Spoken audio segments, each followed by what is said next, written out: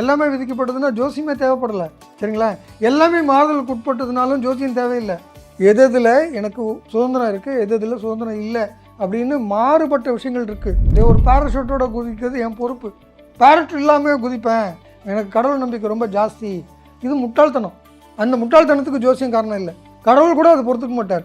இங்கே ஜோதிடன்றதே இந்த பார்க்கறதன் மூலியமாக நம்ம சூழ்நிலையிலிருந்து கற்றுக்கிட்ட அறிவு தான் ஜோதிடன்றதே. அப்படி அழகாக உருவான ஜோதிடத்தை நம்ம மூட நம்பிக்கைன்னு ஒதுக்குனதுனால நமக்கு பயன்படுத்த வேண்டிய இடத்துல தெரியாமல் நிறைய நேரத்தில் ஏமாந்து போகிறோம். மரத்துக்கு அறிவு இருக்குது, தன் இலையில் என்னென்ன சேமித்து வைக்கணும்னு, கனியில் என்ன சேர்த்து வைக்கணும்னு, அடுத்த தலைமுறை எப்படி உருவாக்கணும்னு. நமக்கு இல்லையே. நம்ம என்ன சமூகத்தை உருவாக்குறோம்? ஜோதிடத்தின் பரிணாம வளர்ச்சி ALP ஜோதிடம். இதை படிங்க, உங்க வாழ்க்கை உங்க கையில.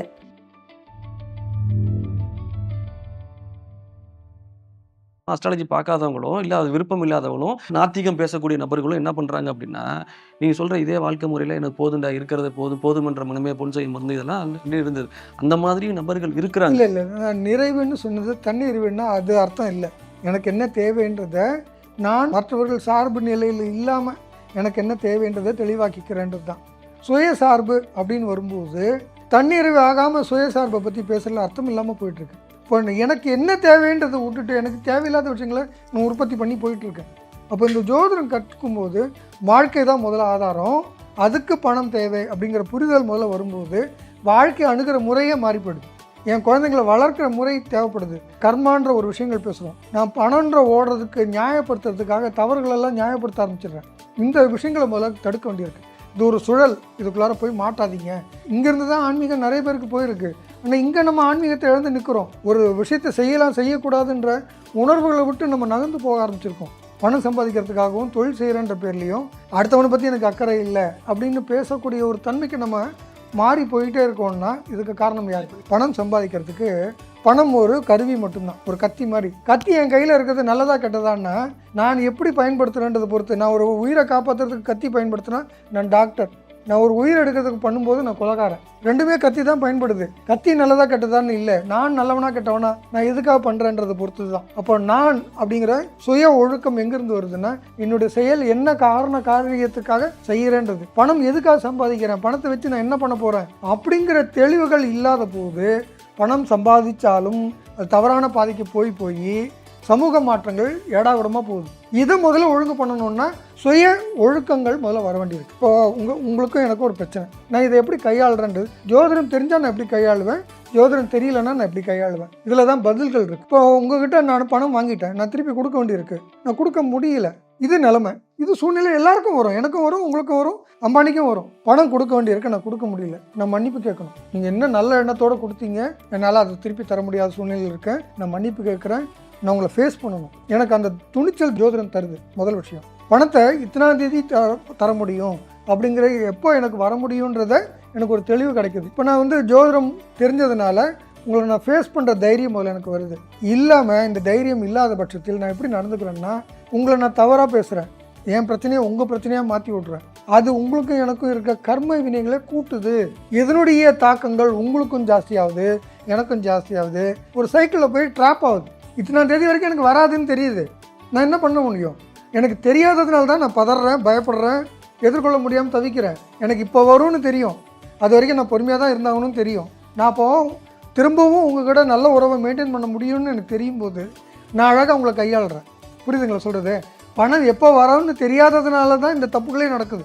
இன்னும் தேதிக்கு அப்புறம் வரும், எனக்கு திரும்ப கிடச்சிரும், எனக்கு அதுக்கான வருமான சூழ்நிலை இப்போ நல்லா இல்லை, இதுக்கப்புறம் எனக்கு வருன்றது தான் ஜோதிடம். வீடு வாங்குறது கடன் வாங்கி தான் ஆகணும். இன்றைக்கி பல வீடுகள் அப்படி தான் வாங்க முடியும். அப்போ வீடு வாங்குறது கடன் வாங்கலாமா கூடாதா? வாங்கிறது தப்புன்னு இல்லை, அது எவ்வளோ வாங்கணும்னு இருக்குது, அது அவர் கையில் தான் இருக்குது. சரிங்களா? 20 லட்சத்துலையும் வீடு கட்டலாம், 1 கோடியிலையும் வீடு கட்டலாம். எனக்கு 20 லட்சம் தான் அடைக்க கடன் கெப்பாசிட்டி இருக்குது. ஆனால் 1 கோடிக்கு நான் வீடு கட்டினேன்னா ஜோதிடம் எப்படி தப்பாகும்? அது கடன் வாங்குற அமைப்பு இருக்குதுன்னு சொல்ல முடியும். உங்கள் கெப்பாசிட்டி நீங்கள் தான் முடிவு பண்ணணும். ஒரு சில கேள்விகள் கேட்டால் இதுக்கு பதில் அழகாக இருக்கும். எல்லாம் கர்ம வினைன்னு சொல்கிறோம்.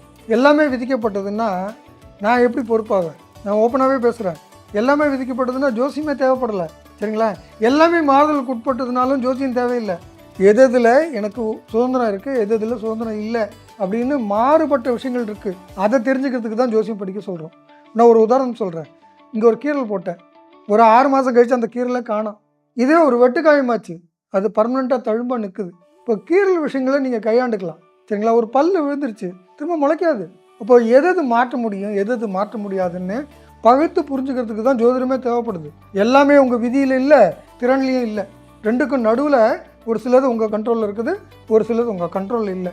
ஸ்டீரிங் வீல் உங்கள் கண்ட்ரோலில் இருக்குது, பிரேக் உங்கள் கண்ட்ரோலில் இருக்குது, ஆக்சிலேட்டர் உங்கள் கண்ட்ரோலில் இருக்குது, ரோடு உங்கள் கண்ட்ரோலில் இல்லை. அது விதிக்கப்பட்டது. அப்போ எது விதிக்கப்பட்டது, எது மாறுதலுக்கு உட்பட்டது அப்படி தெரிஞ்சாதான் உங்களுக்கு கண்ட்ரோலே பண்ண முடியும். நீங்கள் எல்ஐசி மாடியிலேருந்து குதித்தாலும் அதே தான் நடக்கும், நான் குதித்தாலும் அதுதான் நடக்கும். அதே ஒரு பேராஷூட்டோட குதிக்கிறது என் பொறுப்பு.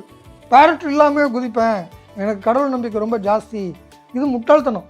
அந்த முட்டாள்தனத்துக்கு ஜோசியம் காரணம் இல்லை. கடவுள் கூட அதை பொறுத்துக்க மாட்டார். கடவுள் இருக்குன்னு நான் ஆணித்தரமாக நம்புகிறேன், கடவுளை வழிபடணும்னு நம்புகிறேன். ஆனால் கடவுள் எனக்கு விதி கொடுத்தாருன்னு சொல்லக்கூடாது. விதி நான் உருவாக்கிக்கிட்டது. எப்படி உருவாக்குறேன்? நான் இன்றைக்கி ஒரு செயல் செய்கிறேன் இல்லையா, அதனுடைய பின் விளைவுகள், செயல் விளைவு அப்படின்னு ஒன்று இருக்குது இல்லையா, அந்த விளைவுகள் எனக்கு விதியாகுது. உங்கள்கிட்ட நான் தேவையில்லாத நேரத்தில் கோவிச்சுக்கிட்டது, அதனுடைய கோபத்தை நீங்கள் திருப்பி என்கிட்ட காட்ட தான் செய்வீங்க. அதை நான் ஏற்றுக்கிட்டு தான் வேணும். நான் திரும்ப நீங்கள் கோவப்பட்டதுக்கு நான் கோவப்பட ஆரம்பிச்சேன்னா இந்த ஒரு சைக்கிளில் மாட்டிக்குது. இந்த சைக்கிளில் இருந்து விலகுங்கன்னு தான் பெரிய பெரிய ஞானிகள் பேசுகிறாங்க. இந்த விதி வசத்தில் மாட்டாதீங்க, வெளியில் வாங்கன்னு சொன்னதை நம்ம இஷ்டத்துக்கு புரிஞ்சுக்கிறோம். அதுக்கு செயல்படாமல் இருக்கிறதுன்னு ஒரு இனர்ட்னஸ்க்கு கொண்டு போகிறாங்க. அதுவும் நம்ம என்கரேஜ் பண்ணல. செயல்படும்போது தான் ஞானம் வரும், அறிவு வரும், அனுபவம் வரும். அனுபவமே வாழ்க்கை. கரெக்டாக? இப்போ செயல்படணும், செயல்படுறதுலேருந்து இதெல்லாம் தப்புன்னு தெரிஞ்சுக்கிறோம். அந்த தப்பை திரும்ப ரிப்பீட் பண்ணாதீங்கன்னு சொல்கிறோம். இது ஜோதிடத்தில் தெரிஞ்சுக்க முடியும். இந்த இடத்துல நீங்கள் ஏற்கனவே செய்த வினைகள் உங்களை திரும்ப தாக்கும், நீங்கள் அனுபவிச்சு தான் தீரணும்னு சொல்கிறோம். இந்த இடத்துல உனக்கு சுதந்திரம் இருக்குது, நீ எவ்வளோ மேக்ஸிமம் உன் திறனை காட்ட முடியுமோ காட்டிக்கோ, இதோட உன்னுடைய திறமை முடிஞ்சு போகும், அதுக்கப்புறம் உனக்கு விளைவுகள் வேறு மாதிரி இருக்குது, அதுக்கு இப்பயே சேமித்து வைன்னு சொல்கிறோம். எறும்புக்கு இருக்கிற அறிவு இருக்குது, கஷ்டகாலம்னு ஒன்று வரும்னு தெரிஞ்சு சேமிக்கிற பழக்கம் இருக்குது. மனுஷனுக்கு என்ன இருக்குது? எல்லாம் 6 அறிவு இருக்குதுன்னு பேசுகிறோம். ஆனால் உண்மையிலேயே எப்போ செயல்படணும்னு தெரியவே இல்லை. மிருகங்கள்கிட்டருந்து கற்றுக்கிட்டது தான் தமிழ் சமூகம். எல்லா உணர்வுகளும், தமிழ் பழக்க வழக்கங்கள்லாம் மிருகங்கள்கிட்டருந்தும் தன்னை சுற்றி இருக்க சூழ்நிலையிலிருந்து கற்றுக்கிட்டே இருந்தது. இன்றைக்கி எல்லாத்தையும் நிறுத்திட்டோம். அதெல்லாம் மூட நம்பிக்கைன்னு ஒதுக்கிட்டு வேற எங்கேயோ போயிட்டுருக்கோம். அதெல்லாம் அறிவு, நான் இல்லைன்னு சொல்லலை. அது மட்டுமே அறிவுன்னு நம்புகிறோம். நம்மளை சுற்றி இருக்கிறத பலதும் கவனிக்காமல் போகிறோம். இங்கே ஜோதிடன்றதே இந்த பார்க்கறதன் மூலியமாக நம்ம சூழ்நிலையிலிருந்து கற்றுக்கிட்ட அறிவு தான் ஜோதிடன்றதே. அப்படி அழகாக உருவான ஜோதிடத்தை நம்ம மூட நம்பிக்கைன்னு ஒதுக்குனதுனால நமக்கு பயன்படுத்த வேண்டிய இடத்துல தெரியாமல் நிறைய நேரத்தில் ஏமாந்து போகிறோம். மரத்துக்கு அறிவு இருக்குது, தன் இலையில் என்னென்ன சேமித்து வைக்கணும்னு, கனியில் என்ன சேர்த்து வைக்கணும்னு, அடுத்த தலைமுறை எப்படி உருவாக்கணும்னு. நமக்கு இல்லையே. நம்ம என்ன சமூகத்தை உருவாக்குறோம்? நான் மாறணும், அவ்வளோதான் முதல்ல என் கண்ட்ரோல். உங்களை மாற்றுறதுக்கு எனக்கு உரிமையே இல்லை. எனக்கு என்ன கண்ட்ரோல் இருக்குது உங்களை மாற்றுறதுக்கு? நான் மாறுறதுக்கும் என்னுடைய கர்ம வினைகளை கட்டுப்படுத்துறதும் என் கையில் இருக்குது. என்னுடைய நாளைய விதிகளை நான் இன்றைக்கி உருவாக்குறேன். இன்றைக்கி நான் எப்படி நடந்துக்கிறேன்றதை பொறுத்து. அப்போ நாளைக்கு விதி நல்லா இருக்கணும்னா இன்றைக்கி எப்படி செயல்படணும்னு எனக்கு தெரிஞ்சு தானே ஆகணும். அதை தான் ஜோதிடம் கற்றுக்க கொடுக்கும். குறிப்பாக இந்த ஏஎல்பி ஜோதிடம் ஒரு 5 வருஷம் 10 வருஷம் படிக்க வேண்டிய விஷயங்களை ஒரு 20 நாள் 30 நாளில் உங்களுக்கு சொல்லி தந்துடுறாங்க. என்ன ஜோதிடம் கடல் தான், உண்மைதான். அவ்வளோவையும் தெரிஞ்சுக்கணும்னு அவசியம் இல்லை. நீங்கள் வானசாஸ்திரம்லாம் தெரிஞ்சுக்க வேண்டாம். ஆனால் உங்கள் வாழ்க்கையில் என்ன பாதை இருக்குது, எந்த நேரத்தில் என்ன பண்ணணும் பண்ணக்கூடாதுன்றதை கேட்டுங்களா. ஒரு கார் மேனுஃபேக்சரிங்கை கற்றுக்கிறதுக்கு 4 வருஷம் ஆகும். அவ்வளோ கற்றுக்காதீங்க. ஒரு டிரைவிங் பண்ண தெரிஞ்சுக்கிட்டால் போதும் இல்லை காருக்கு. அதை தான் இங்கே சொல்லித்தரும். உங்கள் வாழ்க்கையை பாருங்கள். உங்கள் வாழ்க்கையில் உங்கள் கர்ம வினைகள் கூட்டாமல் ஏற்கனவே செய்த கர்ம வினைகளை எப்படி அனுபவித்து கடந்து போகணும் அப்படிங்கிறதையும், மேற்கொண்டு கர்ம வினைகள் வராமல் வர்ற பாதைகளை அழகாக பயணிக்கிறதுக்கு கற்றுக் கொடுக்குறோம். ஒரு கார் பயணம் தெரிஞ்சிடுச்சுன்னா ஸ்டீரிங்கை நேராகவே பிடிச்சிட்டு இருந்தால் வண்டி ஓட்டிக்க முடியுமா? வேண்டிய இடத்துல வளைக்கணும் தானே. அந்த வளைக்கிறது தான் சொல்லித்தரும். நீங்கள் விதிக்கு முரணாக பேசுகிற, தேவைக்கு தகுந்த மாதிரி வளைக்கிறேன்னுலாம் சொல்லக்கூடாது. வளைச்சா தான் அது ரோடு ஏன் ஸ்ட்ரெயிட்டாகவே போடல சொல்லுங்களேன்? அதுக்குள்ளார நிறைய அறிவியல் இருக்குது. ரோடு வளைஞ்சு போகிறதுக்கு கூட காரணம் இருக்குது. மேடு பள்ளமாக ஏறி இறங்குறதுல கூட காரணம் இருக்குது. அதிலெல்லாம் டைனமிக்ஸ் இருக்குது. அதெல்லாம் இருக்கிற விஷயந்தான். வாழ்க்கையும் அப்படி தான். அந்தந்த இடத்துல எங்கே வளையணும், எங்கே நிறுத்தணும். நான் ஒரு டிராஃபிக் ஜாமில் மாட்டிக்கிட்டேன். பக்கத்தில் இருக்க பூச்சியை பாருங்கள். பக்கத்தில் இன்னொரு காரில் ஒரு குழந்தை உட்காந்துருக்கு, அதை ரசிங்க. அங்கேயும் ரசனை இருக்குது. நான் வேகமாக பயணிக்கும் போது இருக்க காற்று, அந்த மேகங்கள், இதெல்லாமும் ரசிக்கவும் முடியும். ரசனை எல்லா இடத்துலையும் இருக்குது வாழ்க்கையை ரசிக்கிறதுக்கு. ஆனால் பிரச்சனைன்னா கடந்து போகாமல் அதுக்குள்ளார முடங்கி போய் பிளாக் ஆகி பயங்கிற உணர்வுக்குலாம் மாட்டாதீங்க. அப்படிங்கிறனால தான் ஜோதிடம் தேவைப்படுது. உங்கள் கேள்விக்கு நான் பதில் சொல்லிட்டேன்னு நினைக்கிறேன். நான் கார் வாங்கிட்டேன், அதில் நான் குறைஞ்சபட்சம் தெரிஞ்சிக்க வேண்டிய விஷயம் என்னென்னு தெரிஞ்சுக்கணுங்கிறது தெரிஞ்சுக்கிட்டா மட்டும்தான் காரையை ஓட்ட முடியும். அல்லது அந்த சீட்டில் உட்காந்துருக்கலாம். நீங்கள் இன்னொருத்தவங்க ஓட்டுவாங்க, உங்கள் லைஃபை இன்னொருத்தவங்க லீட் பண்ணிட்டு இருப்பாங்க. ஓகேவா? அதை ஃபஸ்ட்டு தவிர நீங்கள் டிரைவராக மாறுங்க அப்படின்றத நோக்கி சார் நம்மளை நவத்திருக்காருன்னு நினைக்கிறேன். எஸ் ஆமா சார். ஓகே. உங்கள் கார் ஸ்டீரிங் உங்கள் கையில் இருந்தால் தான், உங்கள் ஆக்சிலேட் உங்கள் காலில் இருந்தால் தான் நீங்கள் போக வேண்டிய இடத்துக்கு நீங்கள் போக முடியும், இல்லைன்னா மற்றவங்க ஸ்டீர் பண்ணுற இடத்துல நீங்கள் போய் சேரலாம். இந்த பேக் சீட்ல உட்கார்ற ஒரு நபரும் ஃப்ரண்ட் சீட்ல டிரைவர் சீட்ல ஸ்டேரிங் போய்க்கிற நபரும் என்ன குறைஞ்சபட்ச அறிவு மாறுபடுது? காலைல வண்டி எடுக்கும்போது டயர்ல எவ்வளோ ப்ரெஷர் இருக்குன்னு பார்க்கணும் நீங்க. அதை எப்படி ஸ்டார்ட் பண்ணா அந்த இன்ஜின் சவுண்ட் எப்படி இருக்கு? ஃபர்ஸ்ட் இதை பார்க்கும்போதே அந்த நாடி கண்டுபிடிச்சிடுவார் அந்த டிரைவர். ஃபர்ஸ்ட் இந்த காரை நீங்க பழகிடுவீங்க. உங்களுக்கு ஏத்த மாதிரி இந்த கார் வழிபடும் உங்களுக்கு. நீங்க நினைச்ச தூரத்தை நினைச்ச இடத்துக்கு நீங்க கொண்டு போய் இந்த காரை சேர்க்க போகுது. புரியுதா இல்லையா? ஆனால் இதை தாண்டி எதா இருக்கு? இதை எப்படி பழுது பார்க்கறது? அப்படின்ற அந்த நுட்பமா எப்படி கண்டுபிடிக்கிறது? இதே மாதிரி நான் ஒரு கார் கண்டுபிடிக்க போறேன் அப்படிங்கிறது, அது 2வது இலக்கு. அப்ப சாரு எப்போ பிரதானம்னு இதை வைக்கிறாரு அப்படின்னா, ஒரு தொழில் ஆரம்பிக்க போறீங்க அப்படின்னா, நீங்க வந்து இன்னொரு ஆள்கிட்ட கன்சல்ட் பண்றதுங்கிறது ஒரு விஷயம் இருக்கு. ஆனா, அத கொஞ்சம் ஒரு அறிவு ஒரு 15 நாள் செலவு பண்ணி, ஓகேவா? அதுல சில விஷயங்கள தெரிஞ்சுக்கிட்டோம் அப்படின்னா என்ன பண்ணுவேன், பேக் சீட்லேருந்து நம்ம ஃப்ரண்ட் சீட்ட நகர்த்துவதற்கு ஏஎல்பி உதவுதுன்னு நம்ம இவ்வளவு நேரம் பேசி டிஸ்கஷன் பண்ணியிருக்கோம் சார். ரொம்ப சிறப்பா அமைஞ்சது.